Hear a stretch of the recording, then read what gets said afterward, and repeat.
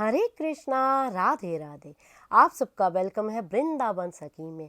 I hope आप सब खुश होंगे, बढ़िया होंगे और हमारी तरह ठाकुर जी की सेवा में मदमस्त होंगे और ठाकुर जी की कृपा का अनुभव भी कर रहे होंगे। तो फ्रेंड्स, आज हम इस विषय में बात करेंगे कि वृंदावन अगर जाना हो तो हमें किन 10 बातों का ध्यान रखना चाहिए, किन चीज़ों का ध्यान रखना चाहिए। तो फ्रेंड्स, अधिकतर मुझे लोग कहते हैं कि दीदी मैं वृंदावन जाना चाहती हूँ, मैं बहुत दिनों से वृंदावन जाने के लिए तड़फ रही हूँ। मैं ठाकुर जी के आगे हाजिरी लगाती हूँ, ठाकुर जी वृंदावन बुला लीजिए, ठाकुर जी वृंदावन बुला लीजिए, लेकिन ठाकुर जी वृंदावन बुलाते ही नहीं हैं। तो वृंदावन जाना कैसे हो, तो आज हम इसी विषय में बात कर रहे हैं। तो देखिए फ्रेंड्स, सबसे पहली बात मैं आपको यूँ कहूँ, वृंदावन कभी भी आपको जाना हो और वृंदावन आप ना जा पाएँ तो सबसे सरल और सीधा उपाय ये है कि आप ठाकुर जी के आगे हाथ ना जोड़िए कि ठाकुर जी वृंदावन हमें बुलाइए, ठाकुर जी दर्शन दीजिए, ठाकुर जी वास दीजिए। ऐसा ना कीजिए। आप अगर आप वृंदावन जाना चाहते हैं तो केवल और केवल किशोरी राधा रानी के चरणों में आप हाजिरी लगाइए, किशोरी जी को बोलिए, क्योंकि ब्रज की अष्टाक्षरी देवी है किशोरी राधा रानी। बिना राधा रानी की कृपा के कभी वृंदावन में आप प्रवेश कर ही नहीं सकते, वृंदावन का वास ही आपको नहीं मिल सकता। तो वृंदावन जाना हो तो एक बात अब विशेष ये ध्यान रखें, सबसे पहले किशोरी राधा रानी के चरणों में हाजिरी लगा के बोलिए, हे किशोरी, हे प्राण प्यारी, हे ठाकुर जी की हृदयेश्वरी, आप हमें वृंदावन में वास दीजिए, वृंदावन में आप हमें बुलाइए और ठाकुर जी से मिलवाइए। तो आप सबसे पहले तो आप ये कीजिए। अब दूसरा, जब आप वृंदावन जाएं तो आपको क्या करना है। सबसे पहले जब आपका वृंदावन में प्रवेश हो जाए तो आप अपनी गाड़ी से जाते हैं या किसी तरह से भी जाते हैं, स्टेशन से जाते हैं तो बाद में ऑटो करेंगे वृंदावन पहुंचने के लिए। अगर गाड़ी से भी जाते हैं, जैसे वृंदावन की सरहद में आप पहुंच जाएं तो सबसे पहला आपने कार्य क्या करना है, वहीं अपनी गाड़ी रोकनी है और रोक के आपने जो वृंदावन की धरती है उसको आपने दंडोत प्रणाम करना है। आपने ये लाज नहीं करनी है कि मुझे लोग देखेंगे, कोई ऐसा नहीं है। कार्य आपको ये अवश्य करना है क्योंकि वो बहुत ही पावन धरा है, वो हमारे ठाकुर जी की लीला स्थली है वृंदावन। वहाँ कन कन में ठाकुर जी विराजमान है, कन कन में, और किशोरी राधा रानी तो वहाँ की पटरानी है ही है। तो आपको सबसे पहले यही कार्य करना, जब भी वृंदावन में जाएं अपने हृदय का जो मान है ना वो घर में ही छोड़ के जाएं कि मैं ये हूँ, मैं वो हूँ, या मैं ये उपाधि रखता हूँ, या मैं बहुत बड़ा बिजनेसमैन हूँ, या मैं बहुत बड़ी वर्किंग वूमेन हूँ, या मेरा वहाँ नाम है, मेरी ये प्रतिष्ठा है, मेरा वो है, या मैं जज हूँ, या मैं वकील हूँ, या मैं डॉक्टर हूँ। ये सब चीज़ें आप छोड़ के जाएं।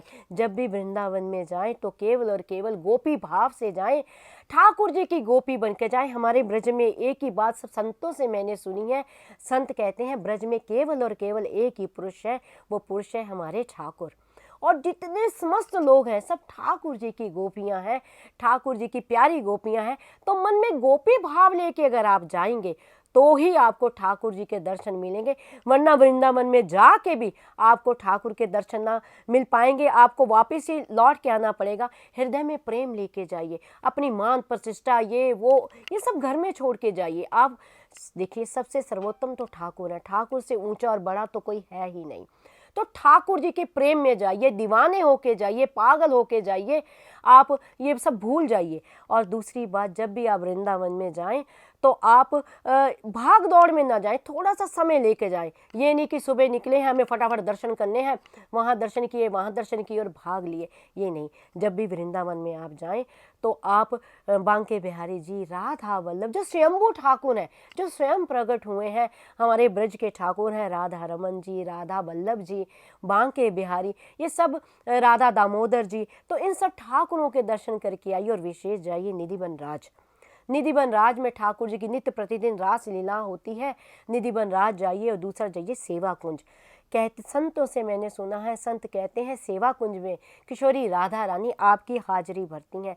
यानी अगर वृंदावन में आप गए हैं और सेवा कुंज में आपने दर्शन नहीं किए हैं तो वृंदावन में जाना आपका सफल नहीं होगा।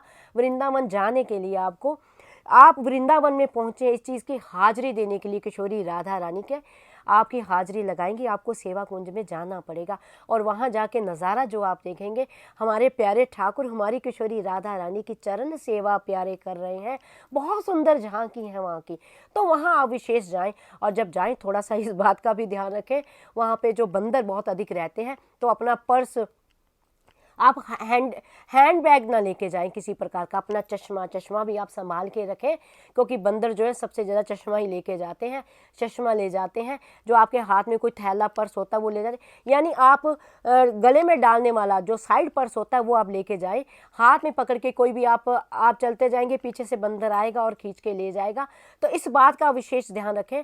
और चश्मा भी आप नज़र का चश्मा होगा तो फिर बाद में आपको दिक्कत होगी, बंदर ले जाएगा, फिर वो मानते भी नहीं है, 2 4 5 फ्रूटियाँ लेते हैं, जब तक चश्मा फेंकते तब तक चश्मा का टूट गया होता है चश्मा, तो किसी काम का चश्मा रहता नहीं है। तो इस बात का भी आप विशेष ध्यान रखें। और जब भी आप वृंदावन में जाएं तो हमारे राधा दामोदर मंदिर में आप देखेंगे ठाकुर जी की गिरिराज जी की शिला रखी है, उसकी 4 परिक्रमा लेने से आपको गोवर्धन की परिक्रमा का फल प्राप्त होता है, तो वहाँ भी आप अवश्य जाएं। यानी ब्रज की जो रज है उसका आनंद लीजिए, रज को मस्तक लगाइए। ब्रज में देखो, यहाँ पूरे ब्रज में हमारे ठाकुर जी ने विहार किया है, ठाकुर जी ने रास लीला की है, यमुना जी के दर्शन आप पाइए, तो वृंदावन में जाना आपका सफल हो जाए। इस तरह से वृंदावन में जाइए, भाग दौड़ में वृंदावन में न जाइए, और जब जाइए आनंद में जाइए, प्रेम से जाइए।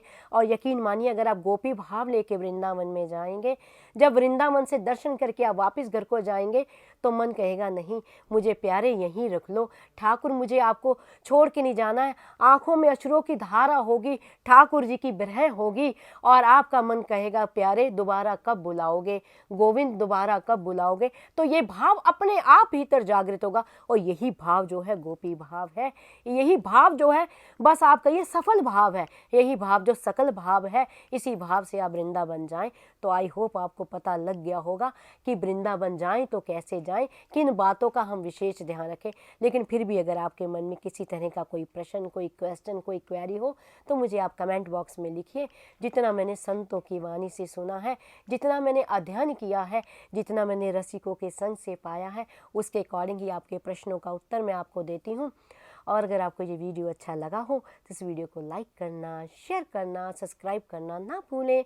हरे कृष्णा, राधे राधे।